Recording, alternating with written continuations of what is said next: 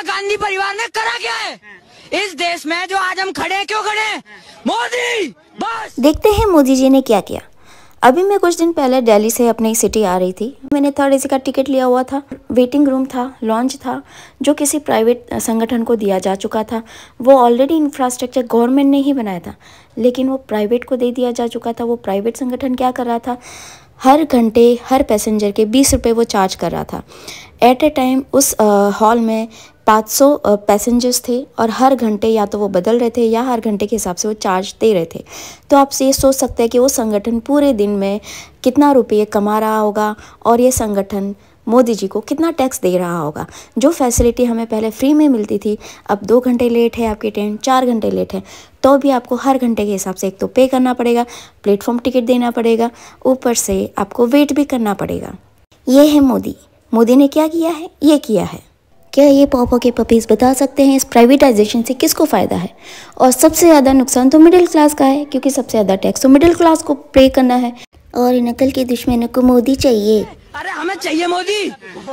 तुम ये कह रहे हो महंगाई भाई 15,000 का आटा होगा ना, हम तो अभी ले लेंगे। और ये पॉपो के पपीज़ जिन्होंने आज तक साइकिल नहीं खरीदी होगी अपने पैसे में, वो 3rd AC की टिकट का पैसा तो पे ही नहीं कर सकते होंगे, तो ऑब्वियसली इनको वेटिंग रूम की ज़रूरत ही नहीं है। ये वही हैं जो जनरल डिब्बे के शौचालय में फ्री में सफ़र करते हैं। पिछले कई दशकों में हमारी गरीबी की दर लगातार कम होती जा रही थी और इनके पॉपो के राज में गरीबी भी हरी भरी होती जा रही है।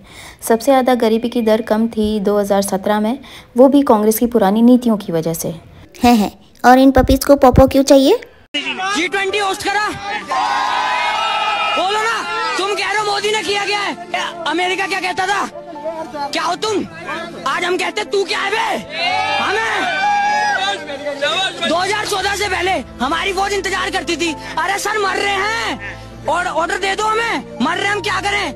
मरते रहो यार, सामने वाले हमारे लिए इम्पोर्टेंट है। आज तुम्हें जो करना कर लो भाई, बाकी मैं संभाल लूंगा। ये है मोदी, ये है मोदी। और फिर क्या तो मोदी को चाहिए? वैसे तो दिखने में ये कुपोषित दिखते हैं, लगता है इनको बचपन में न्यूट्रिशन पूरा नहीं मिला था, इसलिए शायद हो सकता है इनके दिमाग का विकास भी ना हुआ हो। खैर, तो आपको समझ में आया होगा इनको मोदी क्यों चाहिए। क्योंकि मोदी जी ने G20 होस्ट किया था और G20 होस्ट करने से इनकी पिताजी की इनकम अमेरिका की पर कैपिटा इनकम के बराबर हो चुकी है और हमारे भारत की GDP अमेरिका से आगे बढ़ चुकी है, इसलिए इनको चाहिए मोदी। और अब ये जब विकसित देशों की श्रेणी में आने ही लगे हैं, तो 15,000 रुपये किलो का आटा खरीदने में क्या ही दिक्कत हो सकती है।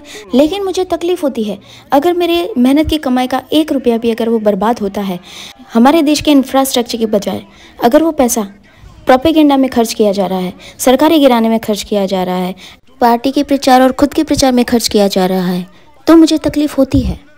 और इन पॉपो की पपीज़ को तकलीफ़ क्यों नहीं होती? क्योंकि ये 2 रुपये ना तो कमा सकते हैं, ना कमा के किसी को खिला सकते हैं।